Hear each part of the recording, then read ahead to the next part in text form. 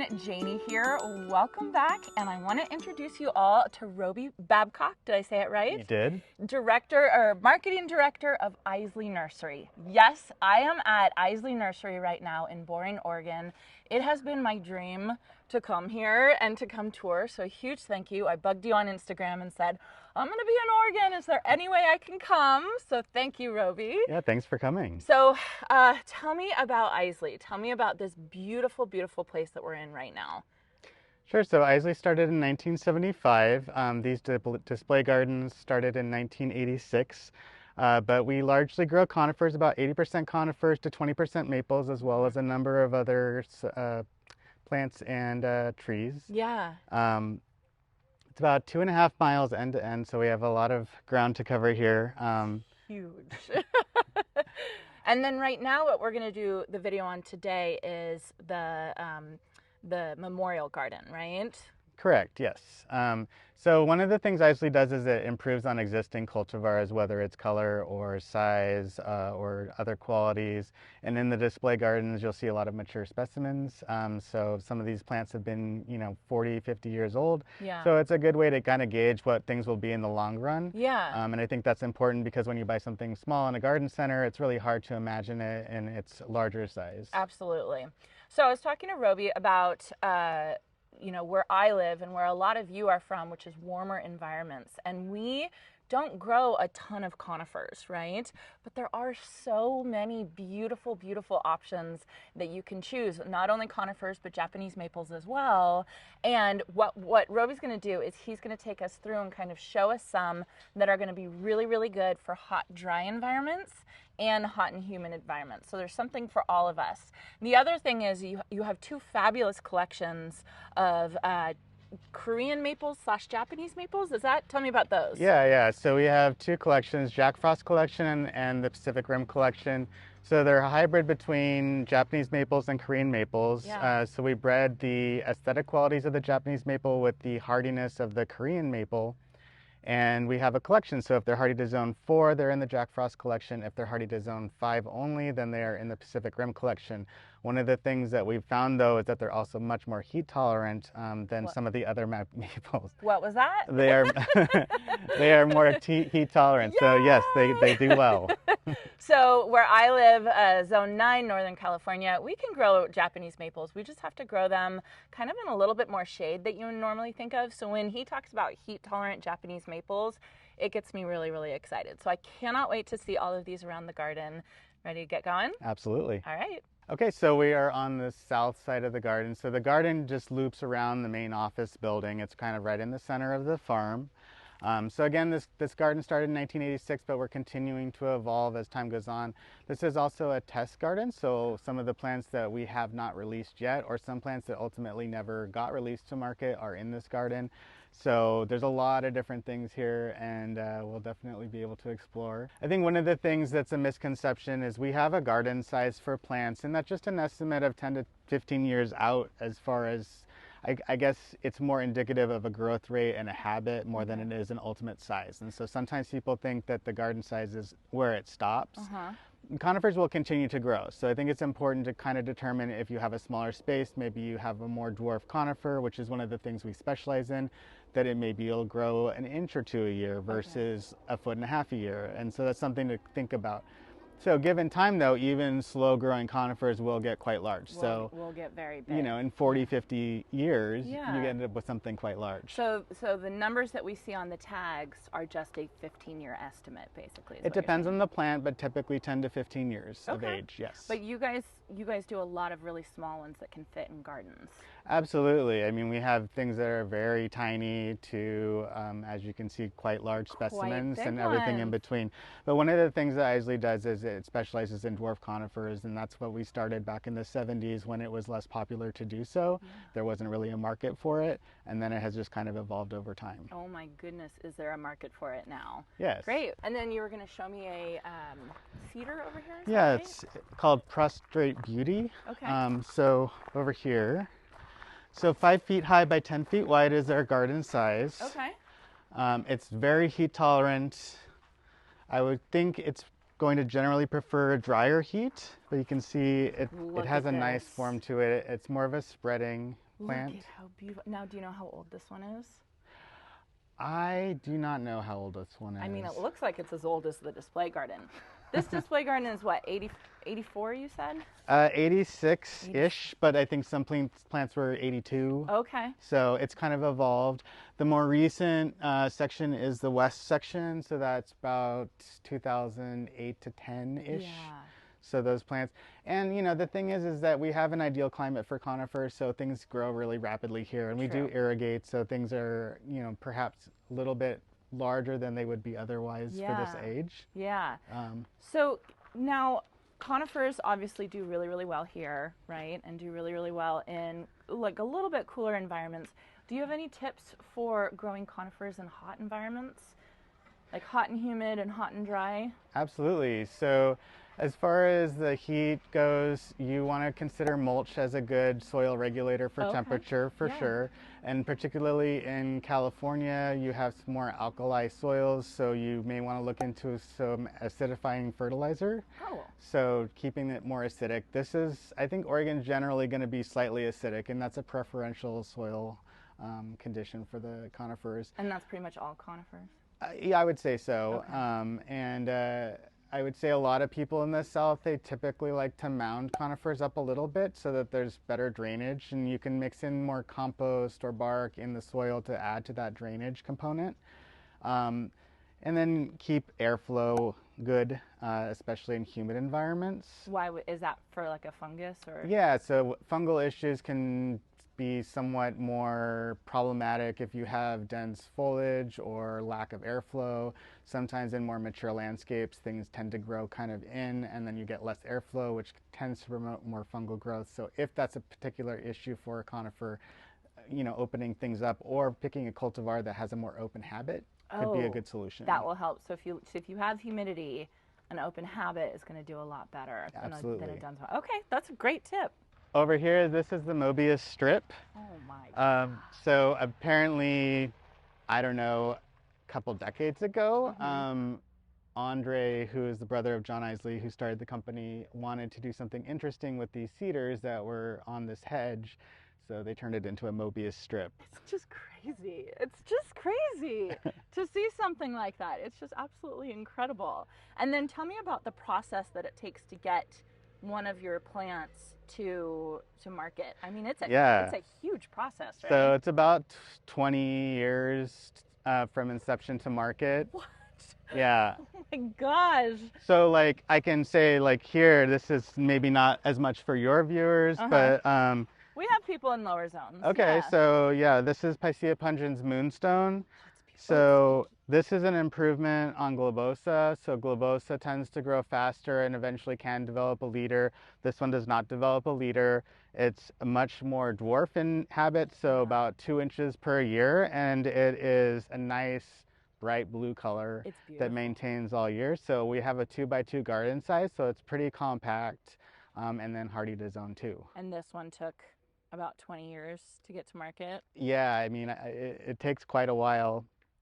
This is another one that we're developing. We don't even have a name for it yet, but this is, Ilex crenata. That's going to be a much more dense form of like sky pencil, which can splay out. Yeah. But this is super dense. And that's, you know, the splaying of it is usually why I don't like it. So to have it like that is very exciting.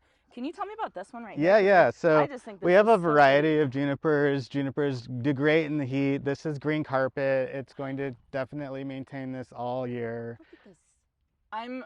I'm really into ground cover right now and just covering everything with green. And this is it's just beautiful. It looks so soft, like you want to take a nap in it, but... Well, one of the things about the Isley garden is that conifers generally have to function in every different part of a landscape design. Okay. So ground covers, shrubs, trees, everything. They got to do it all. They got to do it all. And so we have a lot of great ground covers like this. It's really beautiful to see it and to see it all out. I think I love display gardens because it can give you such a good idea. Rather than seeing a plant in a pot, you can see it out in the garden and see what it's really going to look like out in the wild. Absolutely. So we have 4 collections of plants. One of the collections is true dwarf mugo pines. So I think we have 11 or 12 cultivars in the collection.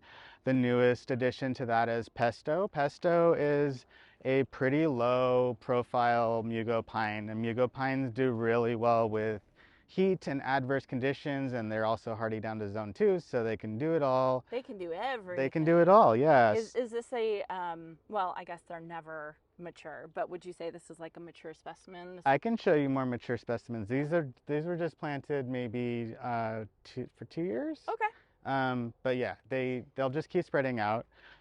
So the buds will grow upright and then flatten down, but you can shear them if you want them even more dense and low. Oh, wow. So, I didn't know you could shear mugo pines. Yeah, and you know, a lot of the plants in the garden are clipped and pruned to kind of go back to their natural form. Okay. So it's not to say that they're artificial, but I think that there is a little bit of manipulation just to kind of keep things optimal. Yeah, yeah. But you don't have to do that. No, you don't have to do that. And I think one of the things too is that, you know, you can replace conifers that get too large, or you can prune your way out of a situation. So a lot of conifers that perhaps are a little bit unwieldy and large for their situation here can be pruned back so that they don't have to go away. Nice. Nice. You can enjoy what you have. Exactly. Now this one I love. So this is Picea orientalis. This is Skylands. Oh. And they can take heat, actually. This one's beautiful. Absolutely beautiful. And I just Well, love... you should see in the spring. In the spring, it's like this really chartreuse, brilliant color. Oh, man.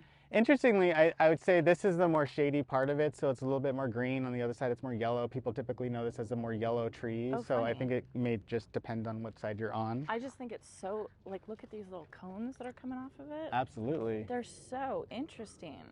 Yeah, I think this is 1982 this was planted. Oh, wow. That's incredible. This is ridiculous. Look at this. Yeah, so Douglas fir, but this is pendula, so... Douglas fir pendula. Oh, Yeah. my goodness, you guys. Look at, it's like a weeping willow on crack.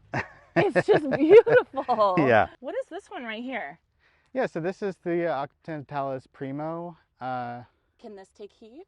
So this is actually Arbovita, Oh. but my it's super goodness. dense, so yeah, it looks almost like a Cryptomeria. Yeah. Oh, my Or gosh. not a Cryptomeria, a Chamaecyparis.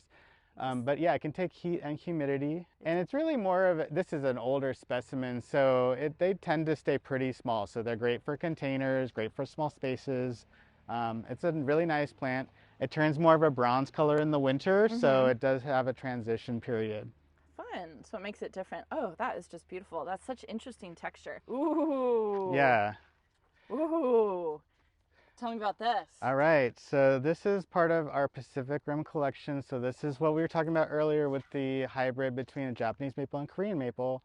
And this is called Wabi Sabi. Wow, what a good name. Like, Yeah. what a good name for this one. Bright green in the spring, holds its green throughout the summer. In the spring, it briefly has these they're bright red when they first come out, these seeds. Okay, And then color in the colors. winter, the fall, it's more of a, I'd say, darker orange color to a yellow color. Okay. Beautiful. I love this one. I love this. And have you guys like pruned it to be kind of drapey like this, or is that just how it grows? This is how it grows. Wow. Yeah. How neat.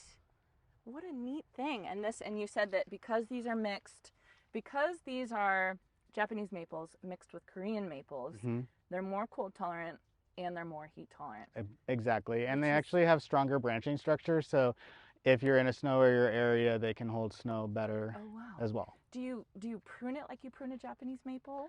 You do. I would say that these tend to be a little bit more vigorous in what I've seen as far as their growth goes. But yeah, the pruning times and pruning habits should be similar. Kind of the same. Oh, how fun. So wabi sabi. Yes. So yeah. here's a quick sneak peek of all the pots that you all grow things in pots and then also in the ground, right?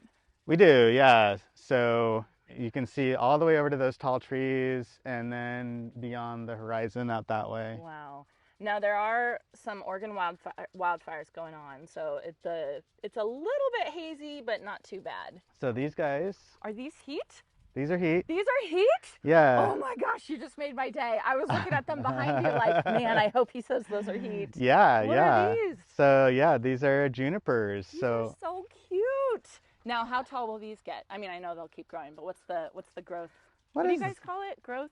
garden size? Garden size. Absolutely. Yeah, so 3 by 1, so 3 feet high, 1 feet wide. Wow, so 3 by 1. Yeah, so they've exceeded their garden size. Wow. Yeah. Oh my gosh, I love these so much. Yeah, They're great going for in my small. garden. Yeah. And I like how you guys have put them in groups of 3. Yes, right? absolutely. And they can do well in the heat, you guys. Very fun. This is an Iris crenata. This is called Jersey Jewel, and it can take heat and humidity or heat without humidity. Does great. And this is definitely a slow grower, so these are older specimens. You're definitely not going to see anything close to this size in the garden center, but these are great for small spaces and containers. Oh, wow. And it's evergreen, so. And the little berries on it are absolutely beautiful. they turn black. They're gorgeous. I've never seen this before. Absolutely I love beautiful. these. So we're heading to that. I don't know if we can go through this or. Yeah, I'll run.